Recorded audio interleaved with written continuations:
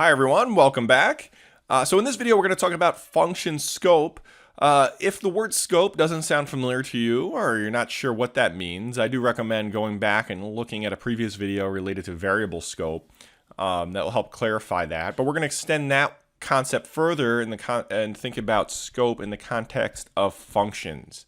Right? The easiest way to explain this is in the context of an example. All right, let's look at this example here. We have a function called add1. Okay? And I'm asking the question is, what is the output of this code, right? What is the output of this code? Now, most people, when they see this for the first time, are going to make a mistake, okay? And they're going to say the output of this code is 6, right? Now, that's actually incorrect, and let me explain why. Okay? Now, notice we have two places where we have int x. Okay, let's think about the scope of these x's. Okay, these x's. The scope of this x here, okay, is the code block from where it's defined to the end of its code block. Okay, so the scope of x is from here down to till we get to the end curly bracket there. Okay, this x here is different. The scope of that is for this function. Okay, often referred to as function scope. Function scope. Effectively, what I'm getting at is these are two different variables. Okay, that just happen to have the same name. Okay. This is done intentionally to build programs like this, or to have this built into the language, because you don't want to have the fact that we have x declared one place somewhere in some program to effectively make it that anywhere else could you use, preventing you from using that same variable name. Okay, so that we can use the same variable names in different places as long as they're in different scopes. Okay. So effectively, let's trace what this is doing. Okay, let's trace what this is doing. And let's look at the main function scope.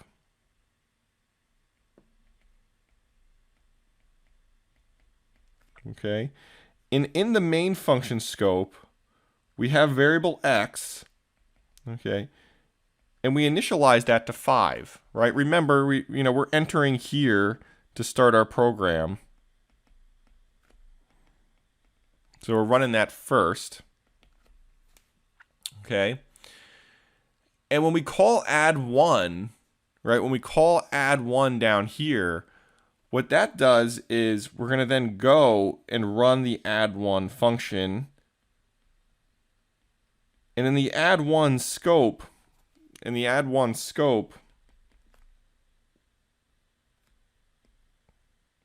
okay, we have a different x. Okay, it's a different place in memory where that's stored, and we happen to initialize it, and we're doing something like here, where effectively is that the add1 x is equal to the main x.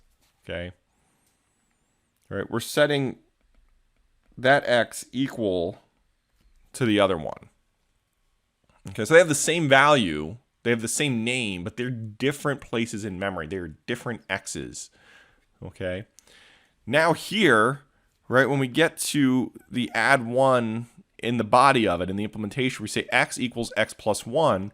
We're operating on the x that's in the add1 function scope.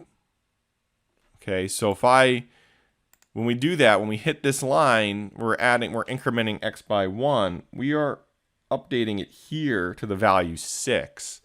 Okay. Now, the moment this function hits the end of that code block here, okay, this is equivalent to return nothing. Okay.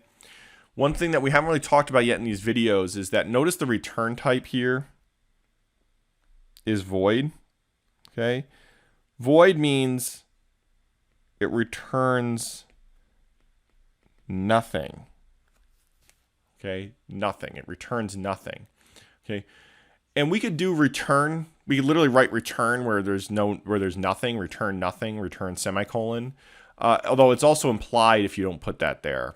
Okay, it's implied when it hits the end of the code block. So it works either way. It's whatever one you prefer. Once we return, okay, we hit the end of that function. All of this stuff in the function scope disappears, is deleted. Okay, I'm going to use the word free. Okay, which is more commonly used. We'll get into that, why that's kind of more commonly used later on. It's freed. It disappears, right? The data's, we can't use that data anymore, right? It's deleted effectively. Okay. And now when we kind of come back to the main function and we print x, okay, we're printing this x here because we're back in the main scope, right? And we're printing 5. So the answer here, is 5. Is 5. Okay? Not 6, which is a common mistake. Right? That's a critical concept with functions. Okay? Let's look at how we could build this add one function to do it. It's kind of a little bit of a silly function, but it illustrates an important concept. Let's look at this and how we would build this to do it in a way that works. But effectively, the add one function actually adds one. Now, it's a little silly to do this because you could just, the function does such a trivial thing. You could do it outside of the function. You don't really need a function for this. But and by the way, just to prove it to you, right? Here's the same thing that we were just looking at, right? The same code. I'm going to run this here, compile and run it. Notice that x is equal to 5, right? Just showing you the fact that that's indeed the case. This example here is going to fix that, right? So in this case, right, a key thing that I want to indicate here is notice that the return is different. Okay, in this case, we are returning an integer. Okay. Okay, we're returning an integer. And let's look at how this code would run. We've got our main scope.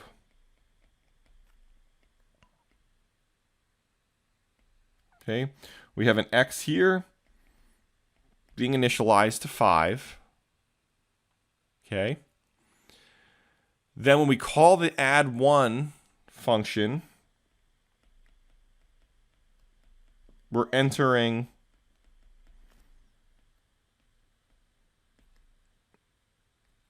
the add one function scope. Okay. The x there is initialized to 5. Now, one thing I want to point out, right, is the code in the function scope here in add one, right, it's isolated from everything in main. Okay. So anything in main, when we're in this function here, we cannot access it directly. And this actually makes sense because we showed previously, we were looking at functions in the previous video. We talked about how we want to be able to, we're concerned, we want to treat it like a black box where we're passing in inputs, function does its thing, and it returns an output. Okay. So we only want to really have the function dependent on inputs that are coming in. We don't want it dependent on all sorts of other things everywhere else in the program. Okay. So what I'm getting at here is we're isolating, right? This x, when we're in add one, this x, everything in the add one function scope, we cannot reference variables in the main function scope. But anyway, right? We'll get more practice with that. Well, what happens here, right, is we're going to return x plus 1. This is equivalent, by the way. This line is equivalent if I did this. It's the same idea.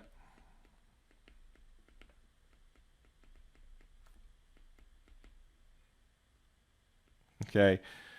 If that looks confusing to you doing it that way, it's doing the same thing. It's just doing it in one line, right? It's saying x plus 1 and then return that value. Okay. So what does that do, right? It updates 5 to 6, and now we return 6, right? This here becomes the value 6, right? Because it returns an integer, okay? And then x gets assigned the value of 6. So this gets updated to 6, okay? And then we're printing out 6 here, okay? So this one does work. The answer in this one for what the output is the output is 6, okay? And I could prove that to you here as well, right? We would do that by, right? We need to do a couple things, right? We need to change the return type to int. So this returns an integer, and then I'm going to have to make sure that I indeed return a data type of type int. So x is an integer, I'm going to return that, okay? And now if I ran this, there's still a problem, right? If I compile and ran this, notice it still says 5. Well, why does it say 5, right? And that's because this evaluates the 6. What this is equivalent to, right, in this case, is saying if I had a line like that, right, it doesn't do anything, right? That doesn't do anything just having value 6. We didn't save the result anywhere. So we need to save the result somewhere. I could update x and update x to become 6. That would work, okay? And if I wanted to, I could also have some other variable here, the result, right? All right, we could store it somewhere else. It's just whatever you need to do for your programming logic, okay? Although in that case, it's not x anymore. It's just how I printed it, but it's effectively storing it in result. Okay, so that's your introduction to function scope. It's a critical concept related to how functions work. And remember, right, functions are isolating information, isolating logic, right? So the variables declared in the function scope in a function, they can only be used inside of that function, okay?